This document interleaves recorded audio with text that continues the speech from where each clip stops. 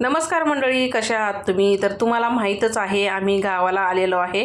गावाला याच्यासाठी आलेलो आहे, मी पहिलं मी तुम्हाला व्हिडिओमधून सांगितलेलं आहे, कारण माझ्या बहिणीची वास्तुशांती आणि जागरण गोंधळ आहे. तर गावी आल्याच्या नंतर ना 3-4 दिवस असंच रेस्ट केला, काही काम वगैरे केलं नाही आहे. पण आज ना आम्ही चाललेलो आहे देवदर्शनासाठी. आता देवदर्शन म्हटल्यानंतर तुम्ही म्हणता कुठं चाललं, तर आम्ही चाललो आहे जेजुरीला. तर तिची घरभरणी किंवा वास्तुशांती आणि जागरण गोंधळ आहे. तर त्यासाठी ना देव तिने नवीन बनवलेले आहेत. तर ते देव आहे ना जेजुरी गडावर न्यायचे आहे भेटीला, म्हणून आहे ना आम्ही सकाळी सकाळीच आवरून निघालेलो आहे. तर पहिलं तर बघा आम्ही कुंडावर गेलो आंघोळीसाठी, पण तिथं काही जागाच नव्हती कपडे बिपडे चेंज करायला, म्हणून आम्ही फक्त हातपाय तोंड धुतले. आणि बहिणीने ना देव तिथं धुवून घेतले, कारण की गडावून येताना ना पहिले देव इथं धुतले जातात या कुंडावरती, म्हणजे एक नदीच आहे. तर तिथं वाहतं पाणी आहे. जुने जे देव आहेत ना ते इथं सोडायचे असतात आणि नवीन देवांना आंघोळ घालून जेजुरी गडावर न्यायचे असतात. तर आहे ना इथं त्यांनी जे पहिले जे जुने देव होते त्यांचे ते पण पाण्यामध्ये सोडायला आणले होते, आणि जे नवीन देव आहेत ना त्यांना इथं आंघोळ घालतात ते, आणि मग नंतरच त्यांना गडावरती न्यायचं आहे. तर बहीण आणि तिचे मिस्टर आहे ना दोघंजण इथं देव धुत आहेत गडावर नेण्यासाठी.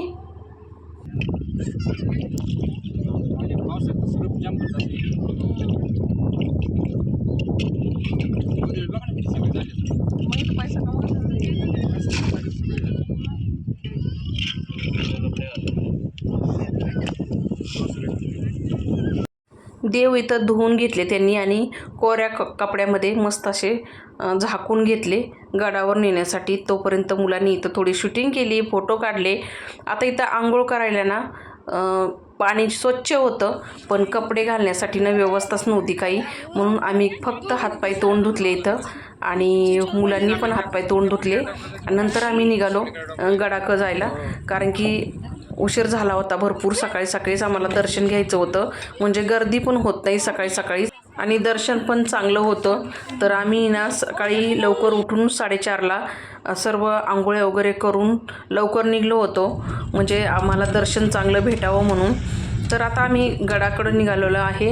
तर गडापासून ना 15 ते 20 मिनटं लागतात. खाली जे कुंड आहे तिथं नदी, तिथं देव वगैरे धुतात किंवा आंघोळ्या करतात. तर आम्ही तर हातपाय तोंडच धुवून घेतलेला आहे, कारण की कपडे चेंज करायला जागा नव्हती. तर इथं आम्ही गाडी पार्किंग केली मग, आणि निघालो गडाकडं जायला. तर आहे ना चप्पल वगैरे काहीच घातली नव्हती, तशीच निघायचं होतं, कारण ऊन पण भरपूर होतं. खाली पाय भाजत होते, वर टकलं तापत होतं, तरी पण मुलं चालत होते, कारण खाली रस्त्यावरती ना पुढं गेल्याच्यानंतर डांबर ओतलेलं होतं. ते डांबर पायाला चिटकलं का भरपूर असे चटके लागायचे. तर इथं आल्याच्यानंतर इथं बघा ना साईडला ना देवाचं सामान भेटतं सर्व, म्हणजे बाळकृष्ण, म्हणजे आपल्या खंडेरायाची मूर्ती वगैरे सर्व. तर इथं आम्ही पण घेतलं बाळकृष्ण, दिवटी, बुधली आणि खंडेराया घेतले, आणि 1.25 किलो भंडारा घेतला, कारण की हे सर्व वरती न्यायला लागतं. भंडारा 1.25 किलो घेतला, कारण तिला जागरण करायचं आहे म्हणून घरी. तर इथं तिने भांडे घेतले आणि देव पण घेतले, आणि ते सर्व गडावरती देवाच्या भेटीला न्यायचं होतं. तर इथं माझ्या मुलीने पण भंडाऱ्याच्या 2 पिशव्या घेतल्या, आणि आम्ही आता वरती निघालो आहे. तर खाली पायथ्याशी ना म्हाळसा देवीचं मंदिर आहे, तिथं ओटी बिटी भरायची असती, नंदींचं दर्शन घ्यायचं असतं भंडारा उधळून. तर इथं पहिलं आम्ही दर्शन घेतलं.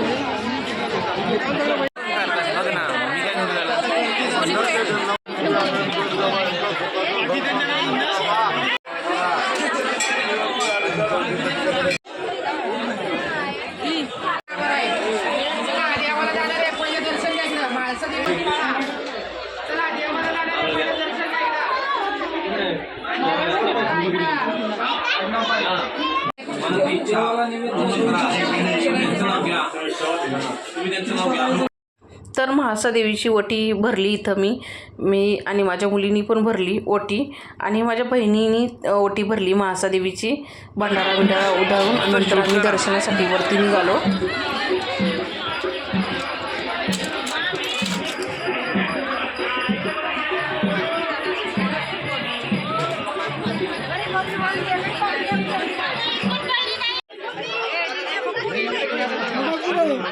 दीदी थांब दानू कुठे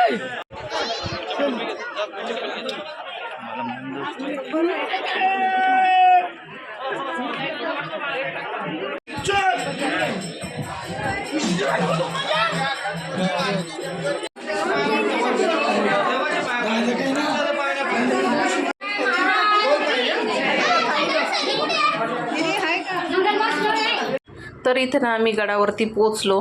तर इथं ना नवीन जी आणि ड्युटी आणलेली आहे ती पेटून घ्यायची असती. तर इथं तेल आणि जे वात असते ती टाकून त्यांच्याकडून घेतली आणि दक्षिणा पण द्यावं लागतात. इथं दक्षिणा दिल्या आणि ड्युटी पेटून घेतली आणि माझ्या बहिणीच्या मिस्टरांनी ती हातात घेतली आणि जोपर्यंत आपण खंडेरायांना भेट देत नाही तोपर्यंत ती विझून द्यायची नसती. पण गर्दी असल्यामुळं काय होतं ती मधीच विझून जाती, कारण की तेल टाकायला नसतं म्हणून. तर आम्ही अर्ध्या रस्त्यापर्यंत ती नेली होती. तर इथं मुलं पण एन्जॉय करत आहे दर्शन. तर लाईनीला उभं राहिलो तर इथं बघा रिअलमध्ये खंडेराया झोपलेले होते. मध्ये तर त्यांचं पण दर्शन घेतलं खंडेरायांचं भंडारा उधळून. खंडेराया बिलकुलही हालचाल करत नव्हते, शांत झोपलेले होते. तर सर्वांनी ना भंडारा उधळून त्यांच्यावरती दर्शन घेतलं आणि लाईनीला उभे राहिले. मग तर आज काय जास्त गर्दी नव्हती. तर फायनली आम्ही जवळजवळ पोचलोच होतो मंदिराच्या. तर चढणीला लागलो होतं. इथे एक चढ आहे, त्या चढणीला नंतर आतमध्ये एंट्री झाली. तर मंडळी तुम्ही पण दर्शन घ्या खंडेरायांचं. थोड्या 1-2 सेकंदासाठीच त्यांची चेहरा दिसलेला आहे. तर तुम्ही नक्की दर्शन घ्या.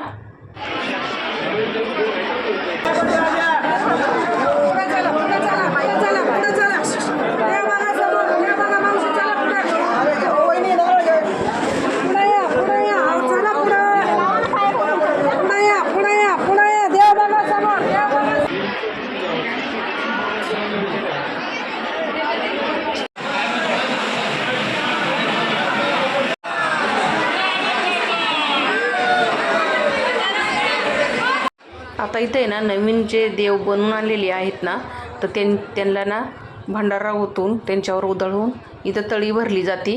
तर तळी भरायला इथं जे घरातले सदस्य आहेत त्यांनी भरायचे, जेवढे दर्शनाला आलेले आहेत ते. तर सर्वांनी इथं तळी भरायला हात लावलेला आहे.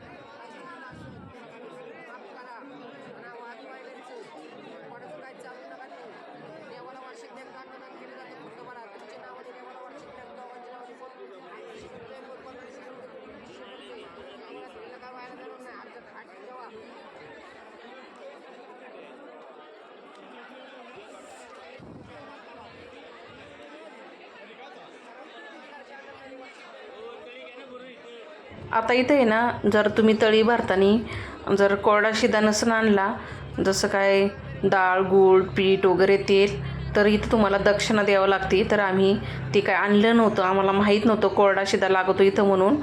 तर आम्ही ना इथं दक्षिणाच दिली. मग माझ्या बहिणीने दक्षिणाच दिली आणि तळी भरून घेतली.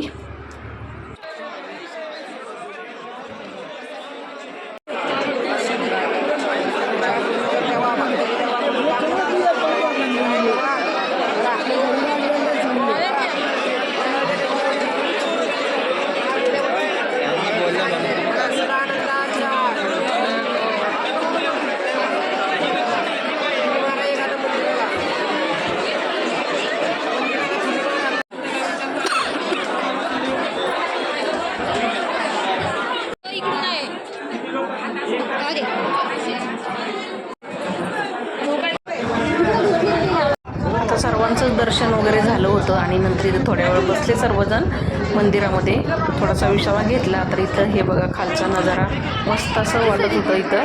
तर मुलांनी इथं थोडी शूटिंग केली, फोटो वगैरे काढले आणि नंतर आम्ही निघालो खाली उतरायला. तर मंडळी, हा होता हे एक छोटासा व्हिडिओ. खंडेरायांचं दर्शन घेतल्यानंतर अजून पण आम्ही देवदर्शन केलेलं आहे, ते पुढच्या व्हिडिओमध्ये नक्की येईन. तर व्हिडिओ स्किप न करता शेवटपर्यंत बघा, म्हणजे तुम्हाला आम्ही कोणते देवदर्शन केले ते पण बघायला भेटतील आणि तुम्हाला पण दर्शन भेटेल. तर मंडळी, जेजुरीच्या खंडेरायांचं दर्शन घेतलं का नाही तुम्ही, ते कमेंटमध्ये लिहायला विसरू नका. आणि आजचं देवदर्शन तुम्हाला कसं वाटलं ते पण लिहा कमेंटमध्ये. चला तर मंडळी, भेटूया पुढच्या व्हिडिओमध्ये. तोपर्यंत मस्त का स्वस्त राहा. धन्यवाद.